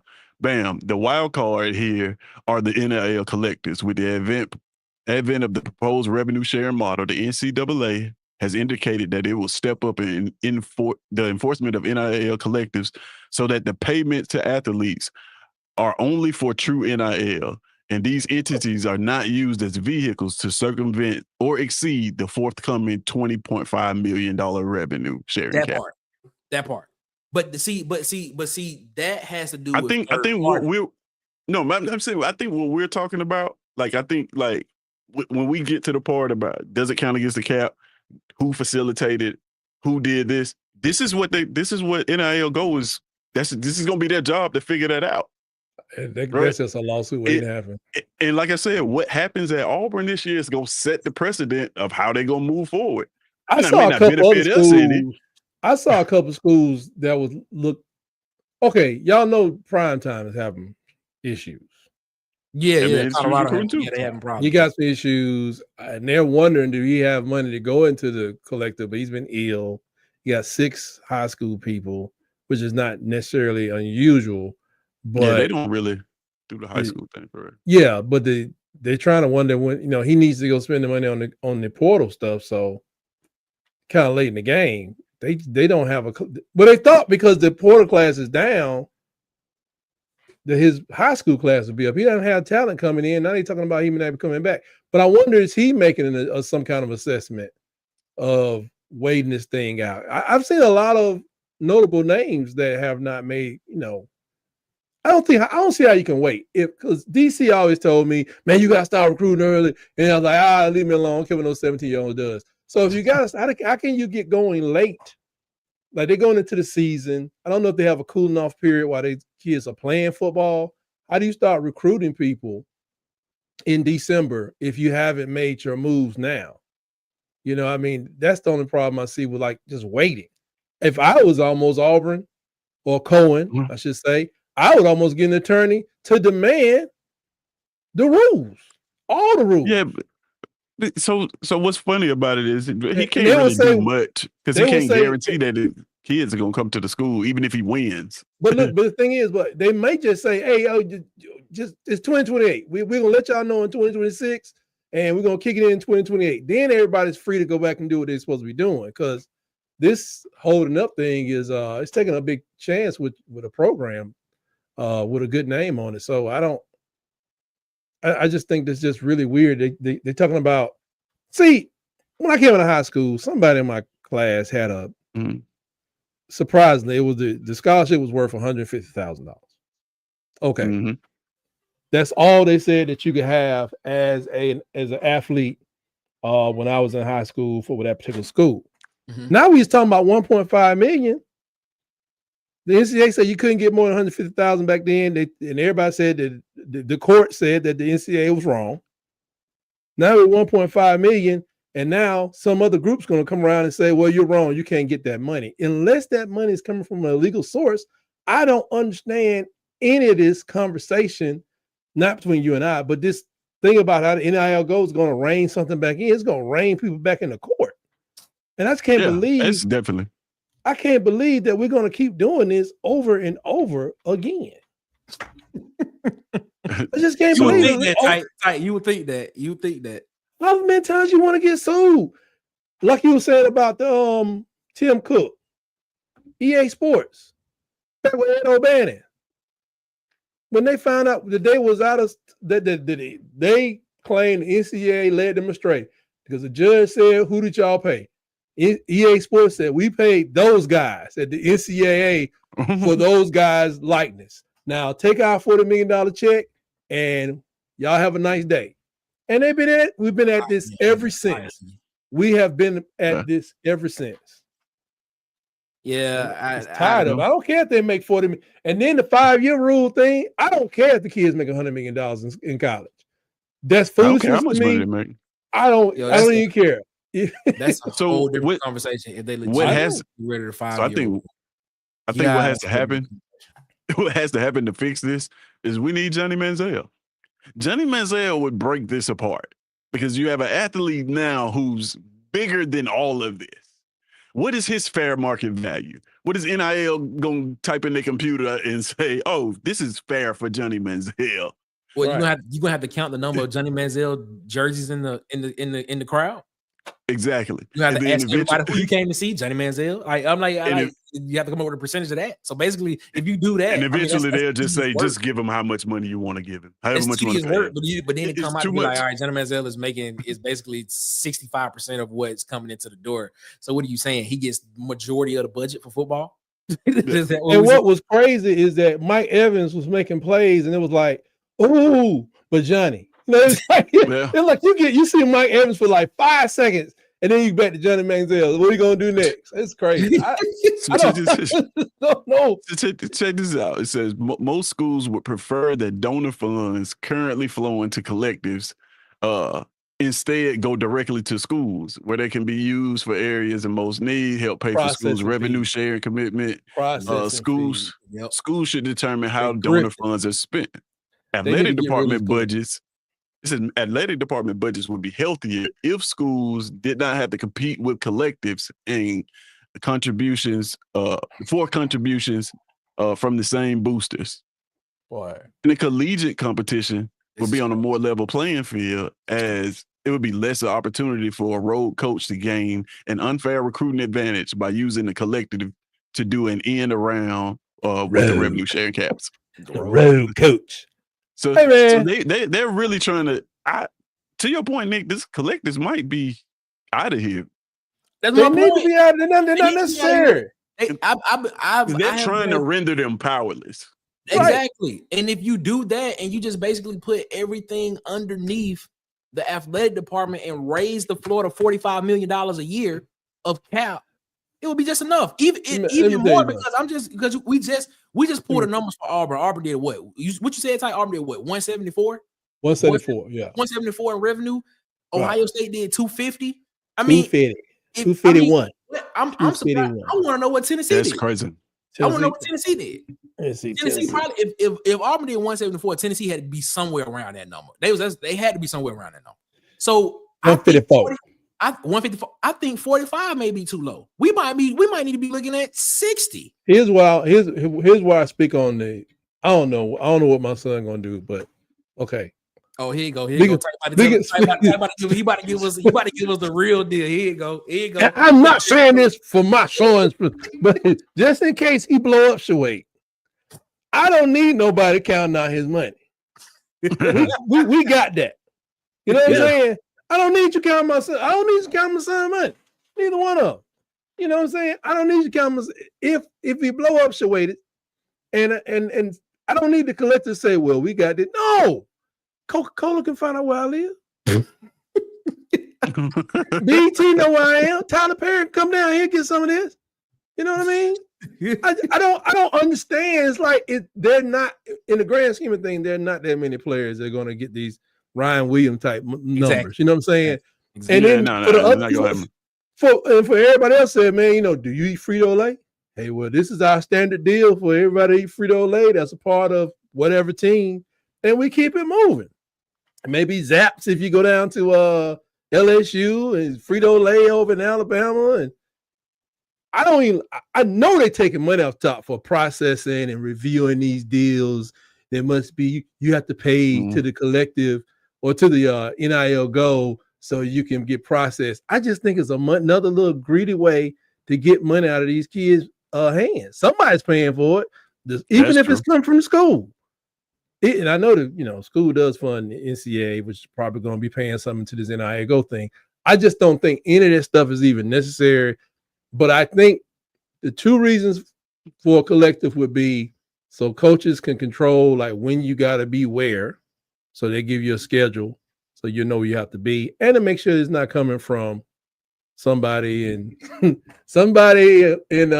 Colombia or Peru who really likes your football. We like your football team. No. We really like your football team, my friend. So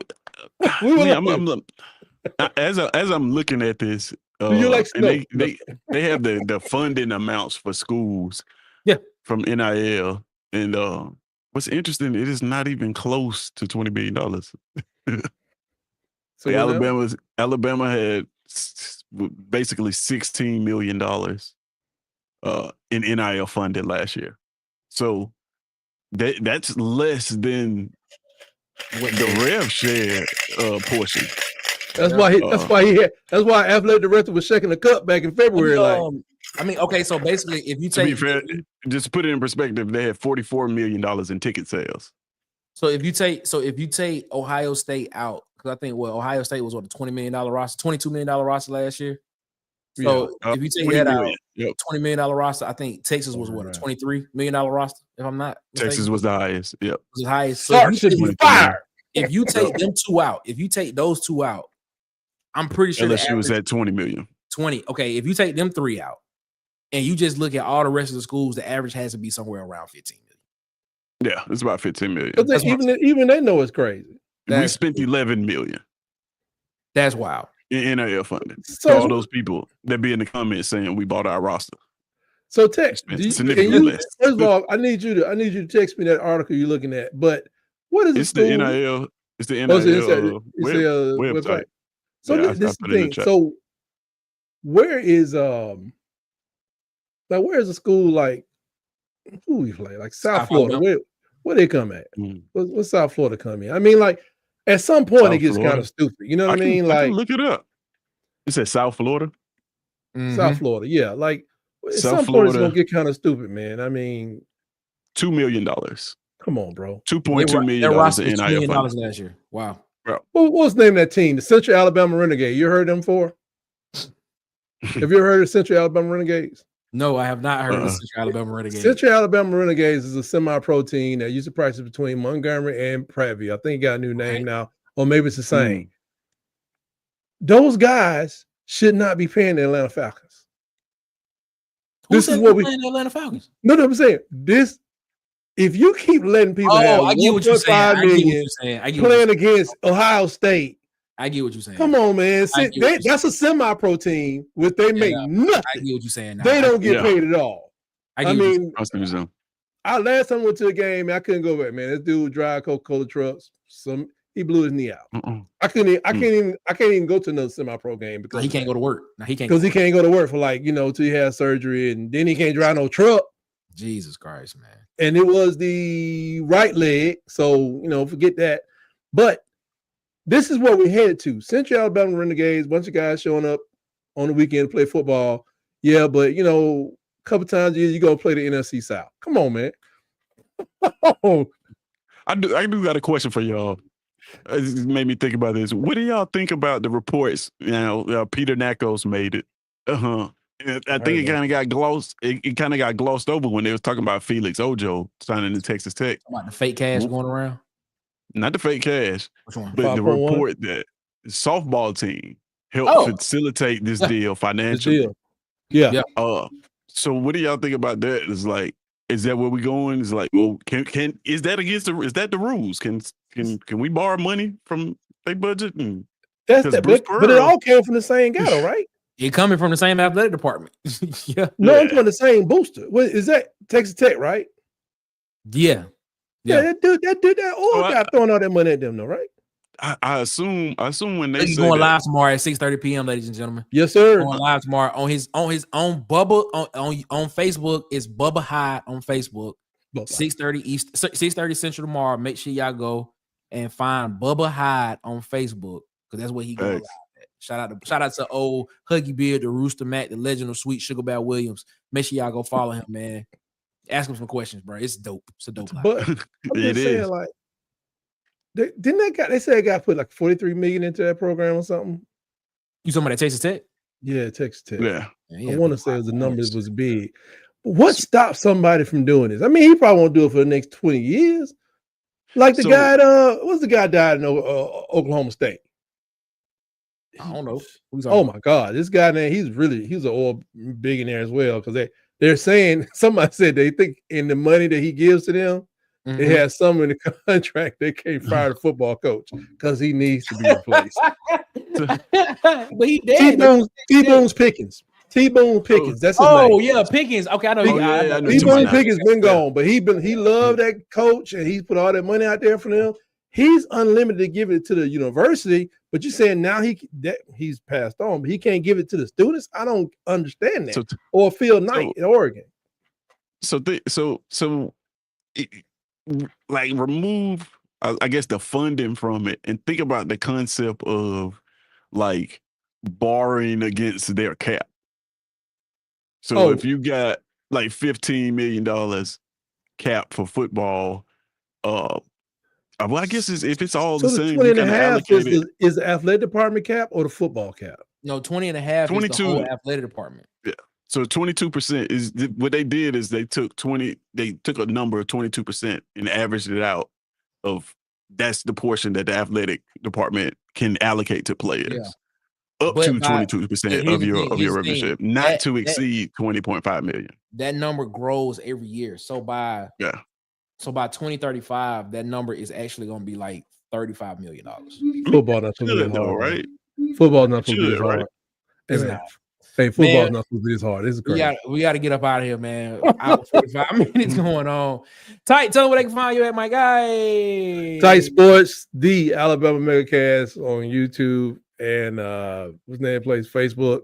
Check me out Mondays for Around the Herd at 7:30 Eastern and Iron Bowl debates Wednesday at 6 p.m. Eastern, where I join DC and he tries to make me a better Alabama fan. That's all he tries to do. Make me a better Alabama fan. Doing good work. Oh man, doing the Lord's work. Tell them where they can find you at, my guy. Man, you can find me at It's SEC Season here on YouTube. Find me over at Sharpshooters. You can find me here at Water Cooler. You can find me where you find me, man. You can find me also on Twitter at It's SEC Season 2. And also my personal page is Codename Tez on Twitter. That's also my gamer tag. Got that new NCAA, just in case anybody in the comment section want to smoke. It's Codename Tez. Wow. All right. Do it out there. Make sure y'all go follow. I got DC Wolf over at Auburn Addicts TV, man. Go follow him over there, man. Go follow. I got Dustin over at the Up Tempo podcast. Shout out to you, Sharpshooters. Sharpshooters Sports Talk, man. Hit 1,000 subscribers, man. Hit 1,000 subscribers. Woo! So shout out to Sharpshooters. Make sure y'all go over there and y'all subscribe over there as well for Sharpshooter Sports Talk. Our guy, Vandy Chris over at the Golden Broom Podcast, man. Shout out to him. Bubba and the Old Man, Auburn Sports Talk. Make sure y'all go follow him as well. And then, of course, the Huggy Beard himself on YouTube as well. We're trying to get him to 50 subscribers so he can go live on YouTube. But you can catch him live on Facebook at Bubba Hyde, and it has Huggy in the parentheses. And then his new Facebook page is Huggy Beard. As well on Facebook. So he got 2 Facebook pages. So make sure y'all go over there and check out the Huggy Beard himself, man. And of course, man, make sure y'all follow us on Instagram and TikTok at the Water Cooler Talk as well, man. Follow us on Facebook at the Water Cooler Talk Podcast, man. And follow us on Twitter at CoolersPod23. And before you get out of here, do me a favor. Subscribe, like, and share this video. Trying to get our engagement up, man. So help us out there. Trying to get to 700 subs before the beginning of the season. Yes, sir. Out there, man. We are on our way. We think we're like 39 people away, if I'm not mistaken, from 700 subscribers. So help us get there, man. We trying to get there. So we appreciate y'all so much. Shout out to everybody that was in the chat with us tonight. We appreciate everybody that rock with us as always, man. Let's see, man. One more comment, Nick. Go ahead. I just want everybody to just reach deep down inside and say a special prayer for the families in Texas and North Carolina that have been impacted by these natural disasters. Yes. Make sure y'all in your prayers. Donate when you can to and I think North Carolina, make sure y'all keeping them in their prayers as well, because I think it's about to hit them as well too, if I'm not mistaken. I think they got hit this morning. They got hit this morning. Okay, that's what it was. Yeah, okay. they got hit this morning. So, yeah, make sure y'all keep them in their prayers again. Yeah, because last year and this year, it's rough out here, man. So make sure y'all keep them in y'all prayers. Yeah, facts. Darren said, man, late to the party. Gonna go back and on replay while this but in college football. Hey, y'all tell me how it is, bro. I'm in school. Drop your gamer tag, Daryl. Yeah, drop your gamer tag. I'm in school. I can't play. Tease me with a good time. You want some smoke? Y'all just wait. One day you get to a point where you have to take the whole console and put it under your bed because your teens can't play. So guess when last time I played? Like 10 years ago. That's foolishness. You thought playing that game for? That's crazy. That's crazy. Get somewhere read a book. But I got games on my phone though. I got games on my phone. And I'm gonna try. We're gonna see what happens because I don't want to download it just yet because I probably won't get my work done. So I'm gonna wait. No, don't do it. You won't. Don't do it. Yeah, I'm gonna wait till school. I'm gonna wait till this. I'm gonna wait till I get this first semester of this master's done. Then I'm gonna download it and then get a little break and I play it. Don't do that.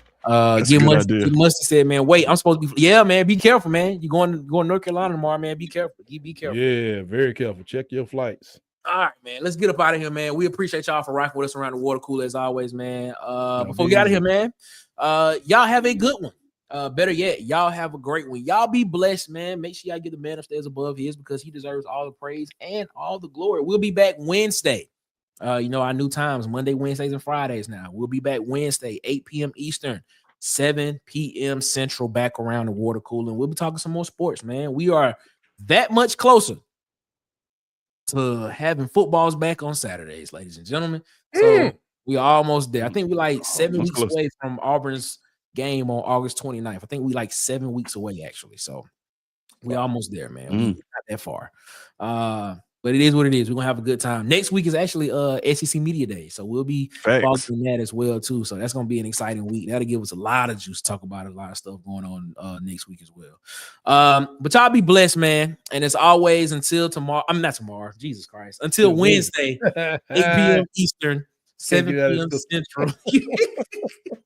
Until then, man, it is one love, ladies and gentlemen. And guess what? We out this mug. We holler, man. Y'all be easy. Boys and girls of all ages, you're tuned into the Water Cooler Talk Podcast, the biggest podcast in the world. Yeah. Thanks for checking out this episode of Water Cooler Talks with your hosts, Nick Frazier and Marcus Fitzpatrick. Make sure you like and subscribe on your favorite podcast platform so that you never miss an episode.